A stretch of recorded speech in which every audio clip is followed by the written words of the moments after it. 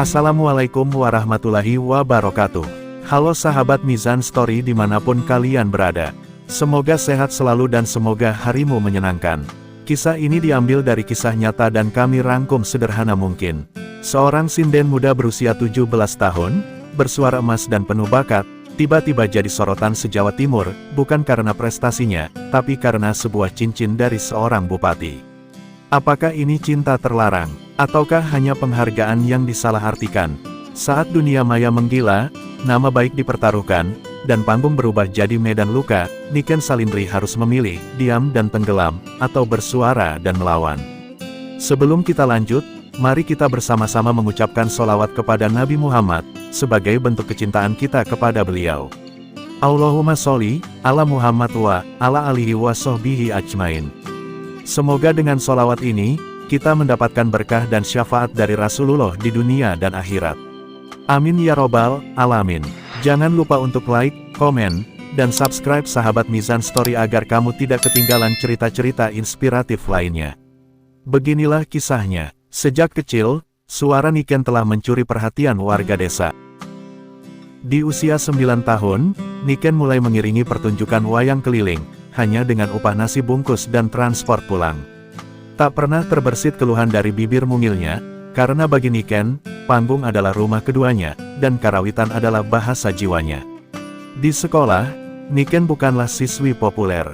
Seringkali ia diejek karena suka berkebaya dan membawa selendang kemana-mana. Teman-temannya menganggapnya aneh, kuno, bahkan ketinggalan zaman. Namun, justru dari ejekan itu tumbuh keteguhan dalam hatinya, bahwa suatu saat nanti, ia akan membuktikan bahwa budaya Jawa bukan hanya warisan, tapi jalan untuk masa depan. Niken terus berlatih, menangis dalam diam saat latihan suaranya fals, dan berdoa setiap malam agar diberi kesempatan tampil di panggung besar.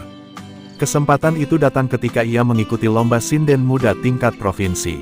Dengan suara yang melengking lembut namun penuh tenaga, ia berhasil membuat para juri tak berkedip. Tangisnya pecah di belakang panggung saat diumumkan sebagai juara pertama. Bukan karena bangga semata, tapi karena ingat akan perjuangan panjang orang tuanya, yang diam-diam menjual cincin kawin mereka untuk membelikan kain kebaya pertamanya. Sejak saat itu, nama Niken mulai dikenal. Undangan demi undangan datang dari berbagai daerah, dari hajatan rakyat hingga festival budaya di tingkat kabupaten. Tapi Niken tetap rendah hati.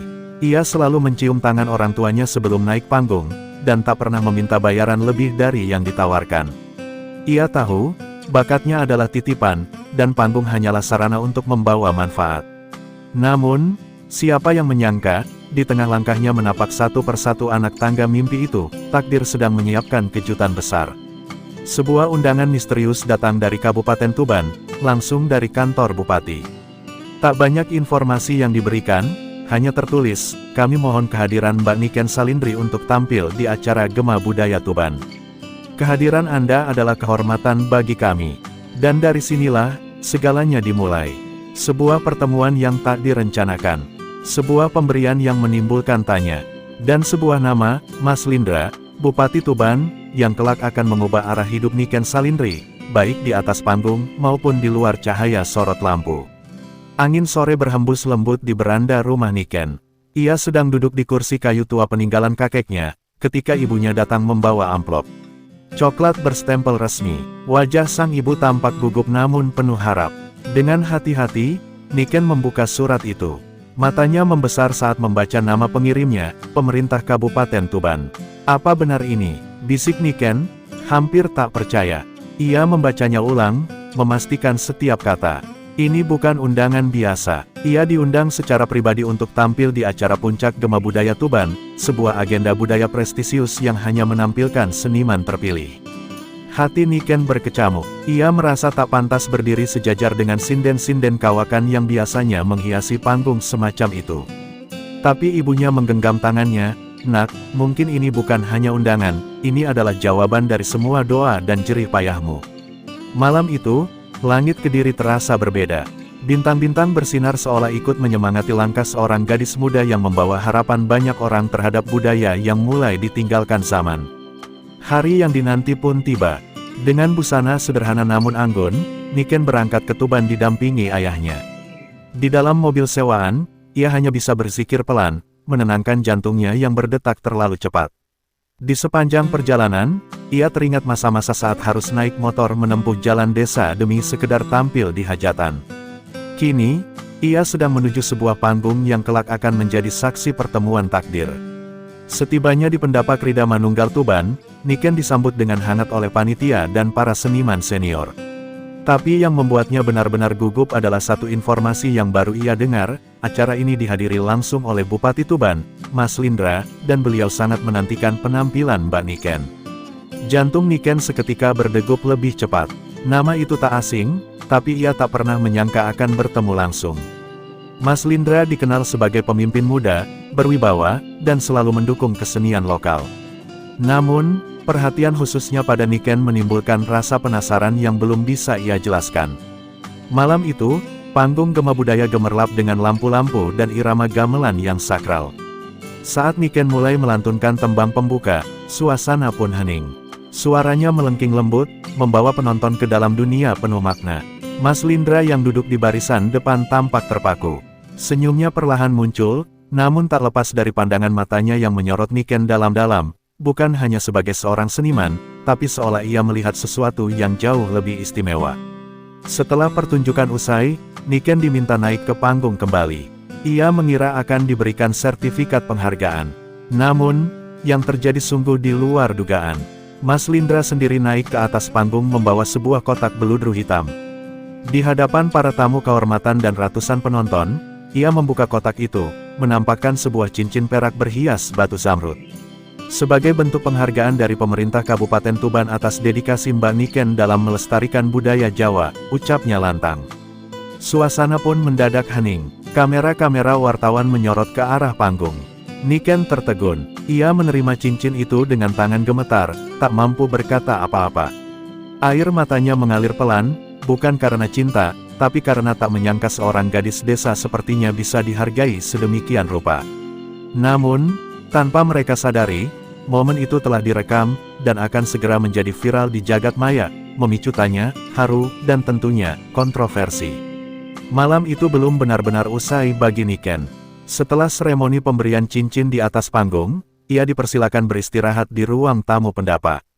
Tapi pikirannya tak bisa tenang. Cincin itu kini ada di tangannya, begitu nyata, begitu mewah, dan begitu membingungkan. Ia menggenggamnya erat, seolah takut itu hanyalah mimpi. Namun lebih dari itu, Niken merasa ada yang berubah dalam hidupnya, sesuatu yang belum bisa ia beri nama. Saat ia sedang duduk sendirian di balik tirai wayang, seseorang mengetuk pelan pintu ruangan. Ketika dibuka, tampaklah sosok pria tinggi, berbusana lurik khas Jawa, dengan senyum ramah dan sorot mata tajam penuh wibawa. "Permisi, Mbak Niken," sapanya. Itu adalah Mas Lindra, Bupati Tuban. Niken sontak berdiri, gugup dan sedikit panik. Ia belum pernah sedekat ini dengan seorang pejabat tinggi, apalagi yang baru saja memberinya cincin di depan khalayak ramai. Mas Lindra melangkah pelan, duduk tak jauh darinya. Tidak ada formalitas kaku malam itu. "Saya sudah lama mengikuti perkembangan Mbak Niken," ucapnya. Suara panjenengan itu, bukan hanya merdu, tapi membawa ruh.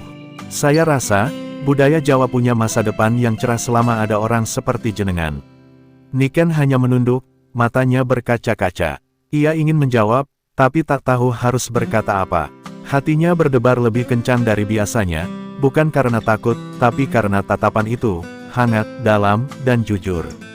Pembicaraan mereka berlangsung lebih lama dari yang dibayangkan. Mereka membahas budaya, harapan, bahkan mimpi masing-masing. Mas Lindra, ternyata, juga memiliki luka batin karena banyaknya generasi muda yang melupakan akar budayanya. "Saya ingin melakukan lebih dari sekadar kebijakan. Saya ingin mengangkat seniman-seniman seperti panjenengan agar dikenali bangsa ini," katanya pelan. Kata-kata itu terasa bukan sekadar pidato pejabat, tapi seperti janji dari seorang sahabat, atau mungkin lebih. Setelah pertemuan itu, Niken tak bisa tidur.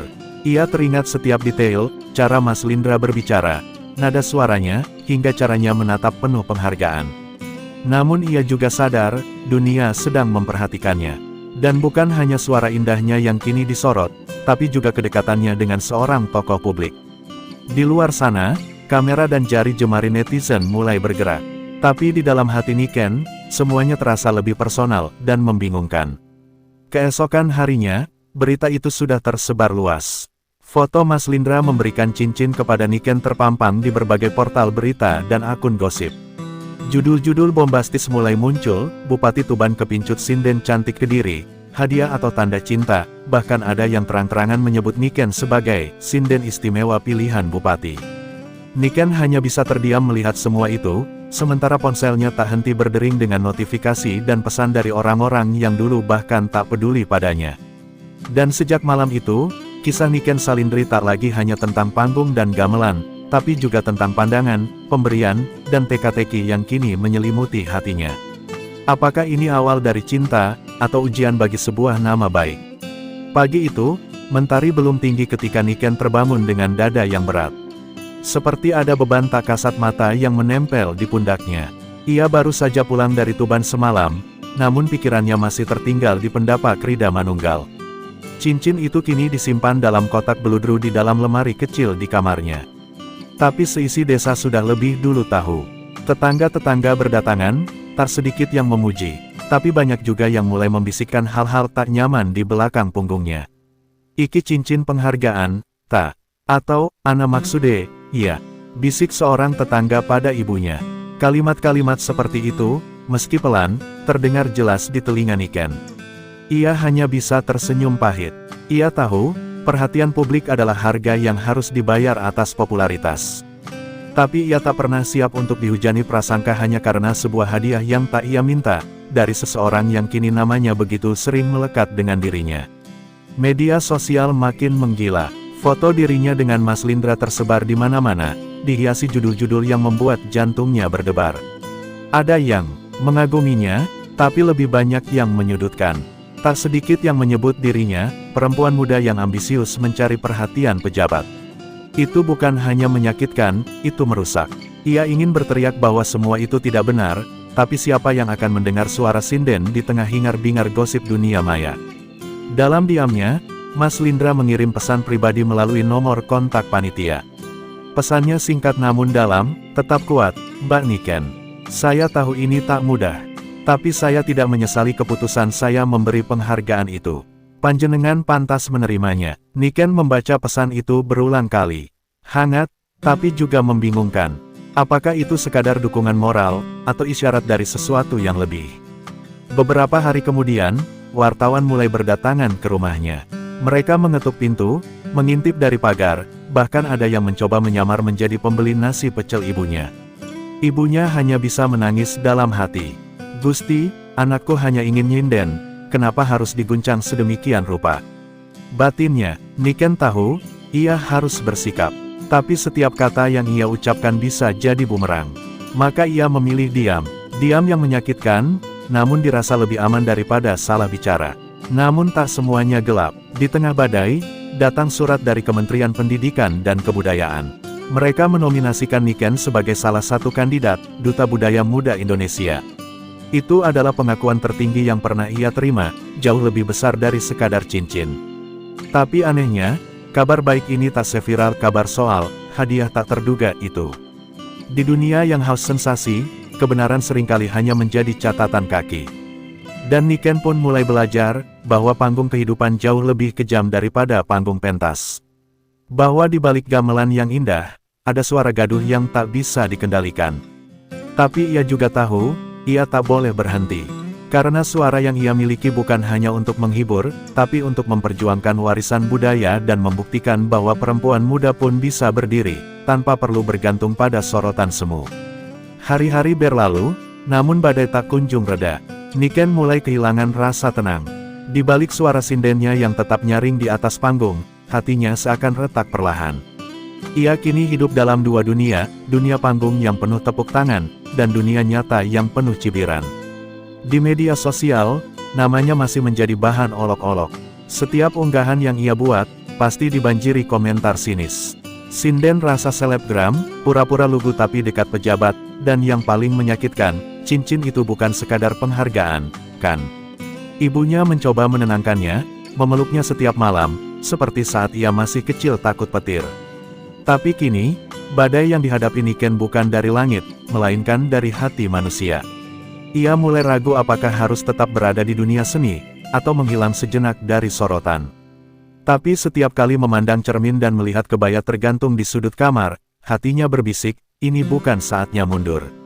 Sementara itu, Mas Lindra kembali mengirim pesan. Kali ini, ia mengajak Niken menghadiri sebuah diskusi budaya yang akan diadakan tertutup, hanya untuk kalangan seniman dan pemangku adat. Panjenengan tak harus tampil, cukup hadir, supaya mereka tahu siapa Niken Salindri sesungguhnya, tulisnya. Hati Niken kembali goyah. Ia ingin hadir, tapi ia juga takut. Takut dianggap mencari muka, takut kembali disorot, takut dunia makin menggiring cerita ke arah yang salah. Namun malam itu, Niken merenung di depan kemenyan yang dibakar ayahnya. Sang ayah, yang selama ini diam, akhirnya berbicara. Nduk, uripe seniman kuwi ora mung soal suara, tapi soal keberanian. Kowe kudu wani ngadepi sopo wae sing ngrasani. Awakmu iku cah apik, yo kudu percaya awakmu kuwi becik. Air mata Niken jatuh tanpa suara. Kata-kata itu menancap lebih dalam dari apapun. Ia pun memutuskan untuk datang. Hari diskusi itu tiba. Niken mengenakan kebaya putih dan jarik batik peninggalan eyangnya. Ia melangkah ke pendapa acara tanpa ditemani siapa-siapa, hanya membawa suara dan martabatnya. Saat memasuki ruangan, semua mata tertuju padanya. Beberapa tatapan memuja, tapi banyak juga yang mencurigai. Mas Lindra hanya mengangguk dari kejauhan, memberi isyarat dukungan yang sunyi tapi terasa menguatkan. Diskusi berlangsung serius, membahas generasi seniman muda, pelestarian budaya, dan peran pemerintah. Saat moderator membuka sesi tanggapan, Niken angkat bicara. Suaranya tenang namun tegas. Ia menceritakan perjuangannya sejak kecil, tentang mimpi, dan tentang luka yang ia terima hanya karena menjadi muda, perempuan, dan bersuara. Cincin itu bukan simbol cinta, tapi simbol bahwa budaya masih dihargai. Jangan nodai itu hanya karena prasangka, ucapnya lantang. Ruangan hening, beberapa seniman senior tampak menunduk, tersentuh. Seorang budayawan tua berdiri dan menyalaminya, berkata, "Kowe layak dari warisan Jawa, Nduk." Untuk pertama kalinya setelah sekian lama, Niken tersenyum lega. Bukan karena sorotan, bukan karena pembelaan Mas Lindra, tapi karena akhirnya, suaranya didengar. Ia tahu badai belum berlalu, tapi malam itu, ia membuktikan, dirinya tak akan tumbang hanya karena dunia meragukan niat baiknya. Pasca forum diskusi budaya itu, nama Niken mendadak berubah arah. Banyak kalangan seniman mulai menyuarakan dukungan padanya. Namun, sorotan publik belum sepenuhnya mereda. Justru, isu kedekatannya dengan Mas Lindra semakin ramai diperbincangkan. Kali ini bukan hanya media gosip, tetapi juga tokoh-tokoh politik yang mulai ikut bersuara. Mereka mempertanyakan, kepatutan seorang bupati memberi perhatian khusus pada gadis muda, bahkan sebelum genap 18 tahun. Niken pun kembali dihantam badai yang lebih besar, bukan hanya reputasi, tapi kini menyentuh moralitas dan etika. Mas Lindra memutuskan menghubungi Niken secara langsung, bukan lagi lewat pesan singkat. Mereka bertemu secara tertutup di rumah dinas, ditemani beberapa staf wanita sebagai pendamping. Pertemuan itu tak lebih dari 2 jam, namun meninggalkan luka dalam yang tak kasat mata. "Saya tak ingin panjenengan hancur karena saya," ujar Mas Lindra pelan. "Tapi saya juga tak bisa pura-pura tak peduli." Tatapan matanya yang biasanya tegas, kini terlihat letih. Ia sadar, posisinya sebagai pejabat publik tak memberinya banyak ruang untuk bertindak leluasa, apalagi jika perasaan mulai terlibat. Niken diam, menunduk dalam. Ia tak berani menatap mata Mas Lindra. Dalam hatinya, ia tahu ada perasaan yang mulai tumbuh, bukan cinta naif ala remaja, tapi semacam kekaguman dan rasa aman. Ia melihat dalam diri Mas Lindra sosok yang memahami dirinya lebih dari siapapun. Namun ia juga sadar, dunia tidak akan pernah mengizinkan mereka berdiri berdampingan tanpa menaruh curiga. "Mungkin, cukup sampai di sini, Pak. Panjenengan sudah terlalu baik, tapi saya tak ingin jadi noda dalam pengabdian panjenengan," ucapnya, dengan suara nyaris tak terdengar. Keesokan harinya, sebuah pengumuman mengejutkan keluar dari akun resmi Pemkab Tuban, sebagai bentuk menjaga netralitas dan integritas jabatan. Bupati Tuban menonaktifkan sementara seluruh kegiatan informal yang melibatkan figur publik muda, termasuk sinden Niken Salindri. Kalimat itu terdengar halus, namun cukup untuk membuat netizen bersorak, seolah tuduhan mereka terbukti. Niken membaca pengumuman itu di beranda rumahnya, lalu memeluk ibunya dan menangis, bukan karena dijauhkan, tapi karena merasa seolah diasingkan dari dunia yang baru saja mulai menerimanya. Waktu seakan melambat bagi Niken. Job panggilan nyinden yang biasanya padat kini mulai sepi. Beberapa pihak membatalkan dengan alasan, situasi belum kondusif. Padahal ia tahu, semua karena namanya dianggap terlalu berisiko. Dunia seni yang dulu menyambutnya dengan hangat, kini seperti menarik diri. Ia mulai bertanya, benarkah ini harga dari perhatian seorang bupati? Ataukah memang takdirnya hanya diberi sejenak rasa bahagia, sebelum semuanya direnggut kembali? Tapi di dalam heningnya, Niken mulai menemukan suara lain. Bukan suara gamelan, bukan juga suara netizen, tapi suara jiwanya sendiri. Ia tahu bahwa hidup seorang sinden bukan sekadar soal tampil dan dipuji. Ini adalah soal kesetiaan pada akar budaya dan keberanian untuk berdiri sendiri, bahkan saat dunia memunggunginya. Dan ia pun bersumpah dalam hati, jika aku harus memulai semuanya dari awal, aku akan melakukannya. Bukan demi Mas Lindra, tapi demi suara yang tak boleh padam. Beberapa minggu setelah pengumuman dari Pemkab Tuban, nama Niken Salindri tak lagi menghiasi halaman utama media. Sorotan publik perlahan beralih ke isu lain. Tapi bagi Niken, luka yang ditinggalkan belum juga sembuh.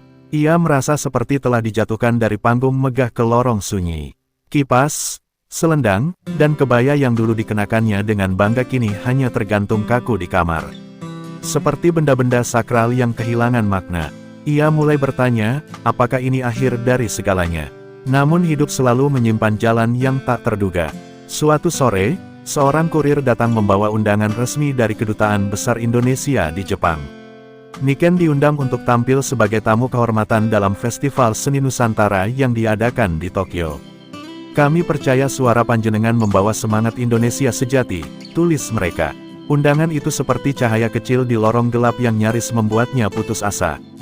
Tapi bersamaan dengan harapan itu, muncul rasa takut. Apakah ia pantas mewakili budaya, ketika di negeri sendiri ia hampir dikucilkan? Ibunya memeluknya erat sambil berkata, "Nduk, Gusti ora sare. Yen sak Indonesia ora gelem ngerangkulmu, Jepang wis buka lawang. Teko kono, lan buktekno nek cah Kediri iso moyak langit."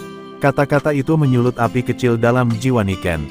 Ia pun kembali membuka lemari, menyentuh kebaya yang sudah lama tak tersentuh. Tapi kali ini, ia tak lagi hanya seorang sinden.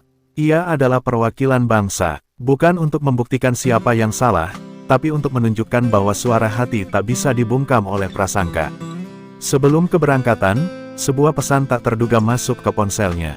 Dari Mas Lindra, isinya singkat, tapi menohok, "Saya bangga pada panjenengan. Dunia akhirnya mendengar suara yang sempat kami diamkan.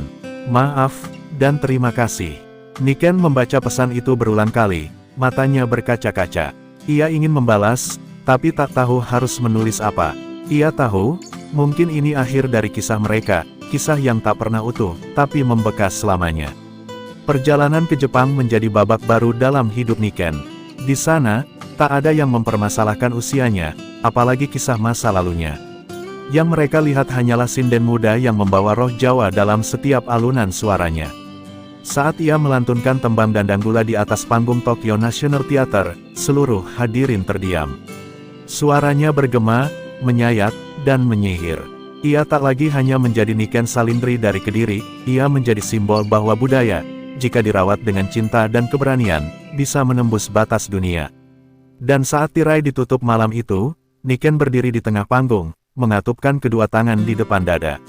Ia membisikkan satu kalimat dalam hati, "Terima kasih, Mas Lindra. Bukan karena cincinnya, tapi karena luka yang panjenengan tinggalkan, saya menemukan suara sejati saya."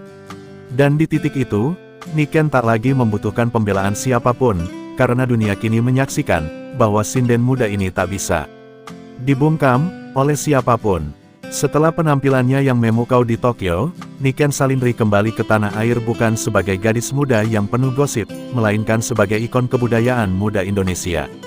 Kedatangannya disambut hangat oleh media, pemerintah, dan pecinta seni. Namun, ia memilih tetap rendah hati. Ia tidak memberi banyak pernyataan. Ia hanya berkata, "Saya pulang membawa suara Jawa, suara ibu saya, suara eyang saya, dan suara tanah yang saya cintai." Namun di balik senyumnya, tersimpan rasa yang belum selesai, rasa terhadap seseorang yang tidak menyambut kepulangannya. Mas Lindra tak muncul, tak memberi kabar, tak mengucap selamat secara langsung. Hanya beberapa pihak dari Pemkab Tuban yang mengirimkan karangan bunga. Dalam hati, Niken tahu, ia dan Mas Lindra telah memilih jalan masing-masing.